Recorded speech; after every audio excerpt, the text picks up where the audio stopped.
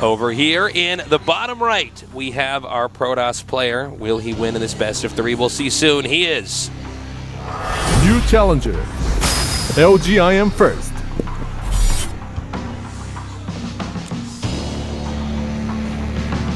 And his opponent over here in the upper left, who has been able to change his style of play dramatically over the course of his career. What will he do here today? He is Master, Azubu Symbol. All right. So, how's it going, man? It is really hot today. Yeah, it is really hot. Did you hear those thunderstorms we had earlier today? I did. They were so loud. There was like so much lightning. I have an office where I have like soundproofing in the window. Like, right. I don't want the sun. I don't want sound. Yeah. I live next to train tracks. Like. Yeah. And the lightning was so bright that I could see it bouncing off my walls into my office. I was really? like, oh my god, craziness here today. Yeah, the weather here in Seoul has been a little crappy lately. Now we have a scouting probe coming out here, and it looks like we got the gateway coming down here. This still a high chance it's just going to fast expand. Yeah, I would say definitely. This is actually what he's doing with this scout timing with the gateway expand is he doesn't want to have to make his gas and core before his Nexus. Now he spotted that drone coming out there, and it looks like that drone actually wanted to loop around and make a hatchery, but he's already forced Zerg to plant a spawning pool now. Mm-hmm.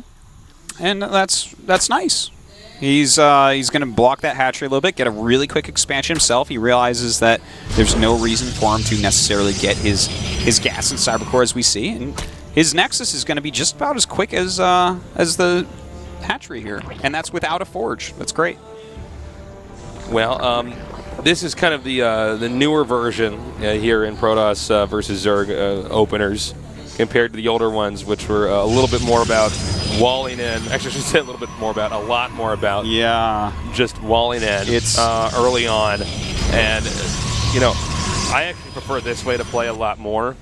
Do you like the, between the two gateway expands, the one where you get the gas and the core, and this one, which one do you like? I actually like the one where the second, the latter. Oh, okay. So you actually like, wait, which one did I ask second? The core. Okay. So you like a little bit quicker harassment, a little bit slower on the economy. Yeah. I feel more comfortable with it, but I like this one. I like how builds over time tend towards greed, where it's like you get safer against everything because you understand how to use the build, and then it gets super greedy. And you know, if it's funny when you look at the evolution of any RTS, it always starts out with harass. Mm-hmm. You know. And then eventually it becomes farther and farther to greed until eventually, occasionally in the metagame, you do the full circle and everybody's being just a little bit too greedy and you go back. But generally speaking, yeah, it tends to go more and more towards greed. Which is it's cool to see. So, very quick third base here from Symbol. And I'm excited to see exactly what build first is going to pop out here. Because he's going, wait a minute, he's going for a second Stalker and a Zealot and a Mothership Core. Have seen this style before from first.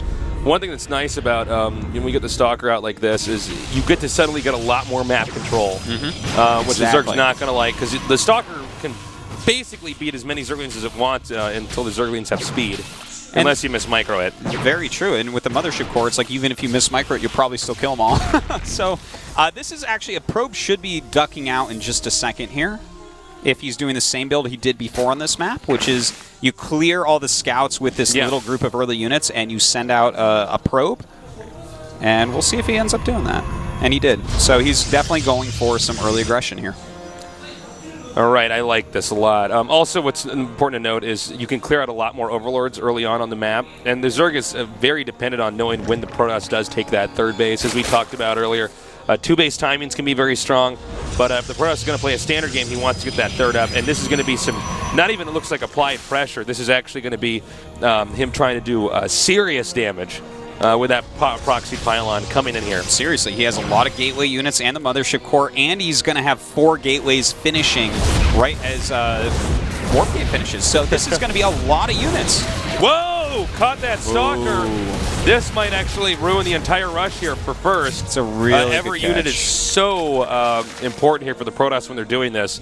Now, the Protoss is giving up on teching heavily while doing this. That's right. You can't get, Forge Citadel, Stargate, Robo, all these other things like you would as quickly when you're doing this. Right now we see he's just getting the Stargate here. So the fact that he went all the way out there and did this attack, and it didn't do a ton of damage, actually didn't really do any damage, is not good for first. Certainly not. Symbol is very smart to make the extra lings. He's definitely studied what first does, and this is the exact same map he did this on before. So, I wonder why that is. Maybe he just thinks that's the best build for the map. He knows where the overlords are and how he can kill them off. Oh my God, he's not going to see the Stargate, is he? Ooh, that'd be really nice. I'm surprised he's not going to see it. I can't believe he. He needs to hang a Yui and check that out, man. This is. Well, it's funny he's going up this way because you can already see everything that's in the main up there. But yeah, he can't confirm that there's a Stargate here. All right, now occasionally we see players wait until just when the shields run out on the stalkers. That actually was so sick. Yeah, I really like that. That actually was such an optimized force field. He shaved off so many lings. And a lot more people just panic and boom, just put the force field down before the lings even get there. But yeah, a good player will lock in a few and then lose the shields on the stalker. Very worthwhile. And with that many speedlings, the funny thing is, Symbol had already started the burrow upgrade. And this can be for two different things. One, he might think that there's going to be another attack without detection, so that's going to help his roaches. And the other is he already has a lot of speedlings, and therefore it's going to take Protoss longer to expand. Therefore, he can burrow a ling at that third base. And that can be very helpful, and it takes Protoss a long time to clear it. So, kind of cool. I like it. So, looks like the Zerg should be able to get a fairly easy fourth here. Protoss is just going to have to kind of turtle for a little bit and then kind of squeeze out. I do like the hallucinated Phoenix, by the way, and then followed up with actual Phoenix. Yeah. It's so sexy. Yeah, it really is. Because now he's really caught off guard, Certainly is, and in fact, he's going to start picking off overlords, but there's already a lot of units being made for Symbol, right? He did not overdrone. He's only at about 58 or so right now. He's making a lot of roaches, getting speed. He has that burrow, and there's going to have to be a third base for first. He's not going to be able to kill him off, too. All right, so it looks like he's going to pick up a few roaches here and there. The spores are being forced out here, and he's going to follow us up with a big ground assault, it looks like. We have that en route right now, about to actually hit this third base. We'll see in a second. There it is now. The Zealots coming up here. Wow. Now, the Zealots can actually take out the spores as well as the drones in the hatch, but if he gets rid of those spores, then the Phoenixes can suddenly do so much damage to these drones that this base just becomes unusable. Now, I think at this point in time, it'd probably be best if he focus fired the hatchery, but I guess he's not. I think he looks like he really wants his Phoenixes to be able to be in there doing damage. So he's targeted down every single spore. He did that quite well, but at least he made Symbol's roaches come back. Therefore, no damage happens to first element. He can continue to build up energy on sentries and build more tech units. Excuse me, got a little bit of a cough today. And off this, it looks like First is going to go ahead and get a third base up right away. Now, there is a burrowed Zergling there, so he's going to have to make that cannon, which is a little bit annoying. But yeah, he's going to get that cannon up, and then the Nexus will go down. Looks like Symbol's still interested in doing some pressure here with these roaches. And he's sending them down, but the Void Ray, a very smart call by First, puts a clock on how long those roaches can actually be out here. And a couple force fields for a roach. It's all good. It's all good. All right. Oh, nice. He actually... Oh, that's so sexy. That's so good. And look at this. He has to actually kill his own buildings now. See, this is how Oh, my God. That one what's funny? Because we've done this a lot where we're like, is that blocked? Yeah. And then sometimes you're wrong. I thought to myself, I was like, is that blocked? And it can be tricky to tell when you're looking at it. Should have said you would have looked so smart. I would have looked so smart, but... messed up. It's lost opportunity, and now, next time I'm tempted, I'm going to be wrong. That's annoying, though, to make those structures take them out. And that's actually something that slowed down that third so much. Look how late that third is. That was like a 12:30 third base, which is that's really late for the EBZ right now. But most of all, as a pro gamer, when you make a mistake like that, that's probably one of the most stressful things in a live match. You're like, oh my God. That was cool. He's trying to grab the Hydra and grab the egg. So, we'll see. I think First might be in a little bit of trouble here, though. You know what it looks like to me, Tasteless, is we're going to see Roach Hydra Viper. And it's going to be a very powerful attack going up against First. I doubt that first we'll actually have any Templars out when the Vipers come. It's just, generally speaking, spending so much gas right now on everything else. His third his whole base tech was a bit delayed by that initial rush early on. When he put that proxy button, he lost that stalker. It got cornered. He lost a couple pylons with that as well. Right. You know, luckily that other Zealot harassment did an okay job. And this is one of the fundamentals about StarCraft, guys, is when you're dramatically doing one thing, you're also dramatically not doing something else. You know, if you are hardcore rushing and trying to kill them right away, then you're probably not developing your economy. And that's why all StarCraft players are drama queens.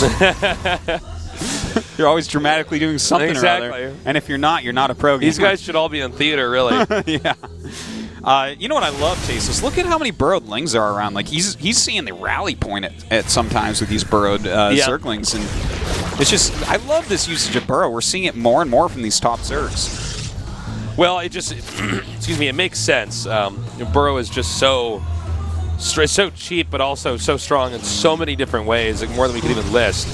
Look at this push out right now, Tasteless. He has a lot of energy. I think he's going to be able to snipe the 4th, perhaps, before we actually get any Vipers out. He's pushed the army of Symbol back a good amount, actually taken out. I can't believe he didn't get that up Overseer. Yeah. But yeah, there's no way. In fact, Symbol's given up on this expansion and says, no, you can keep that. I'm going to wait until I have my Vipers out. What a perfect snipe. Again. What a perfect snipe that is, because it's right before Vipers. He knows that's no abducts are going to occur, and he has enough energy. You know, he can force field everything out and get the snipe, or he can just teleport out if he needs to. Yeah. Buys him a lot of time. He's pushing in now, and beautiful force fields actually locking out everything. And this is going to be the second snipe, and this actually might be the game coster here. Nice time warp there. Mothership goes down. Whoa, he missed click there and actually pulled a stalker in. Just trust me, there's no harpoon the stalker strategy in this game. And, you know, from here, I think he's done a good amount of damage. But hold that thought, though. Symbol's going to loop around and try to sandwich him. This is going to force First to commit right now. Well, you know what? He's killed 2 bases for Symbol. That's fantastic, but he did lose every sentry and all the Colossi. We do have one more that rallied down. Does he have energy on those Vipers? He does not. Okay. If he did, this would be looking a little bit different than it is right now. Because even just having one Colossi makes a huge difference. Second Colossi, though, at the bottom here, gets pinned and taken out. Nice Blink Micro. And you know what? It looks like First has just barely done it. Yeah, this is ridiculously good play by First. Symbol doesn't really have a lot that he can do from here. He's lost way too many units. The Phoenixes are somehow still alive, picking off extra units. And, I mean, look at this.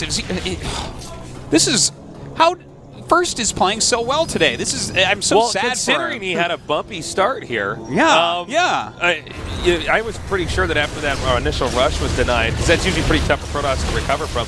No, he's playing very, very well. I'm quite impressed.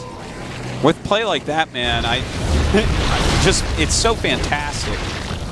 Just everything about how he played that, how he moved out at exactly the right time. He used his force fields. He picked off 2 hatches. The fact that his Phoenix are still alive. Yeah, it's beautiful. It is great, fantastical play. Like, you know, I thought this matchup would be close. I think it might be a lot closer than even I thought. Well, we'll see. I mean, he's won this one, but the next 2 maps are definitely maps that Symbol should be able to play his best games on. Exactly. They're going to be a lot harder for First, I think, as it gets later in the game. But if he has sharp attacks like this, still, it's going to do a great job. There's almost no way that... Oh, that was a sick play. Yeah. That was the Blink car wash right there, man. Well, from here on out, it should be easy for First to finish him. All right, like the wax treatment, it's like wax off. Okay. Man. Oh, that was like way too many references all at once. They didn't like even fit together at all. Yeah. That was actually like a joke coming from a schizophrenic brain, Artos. That's actually what that was. Oh, that's so funny. So... You're so funny. You and only 2 other crazy people would truly understand how funny that is, man. The other guy has to call his friend up on his Play Sesame Street phone to tell him, man. Because Bert and Ernie will get it, but only make-believe Bert and Ernie. Whoa! All right, nice harpoon there. Yeah, very nice abduct. A couple, you ducks a sentry. That's a different choice. But that was some amazing blinding clouds going down. And he did. It was so great. He had those zealots in the front there. Yeah. And did a perfect force field there to trap the Hydras. I was going to say, that should be GG, and there it is. First.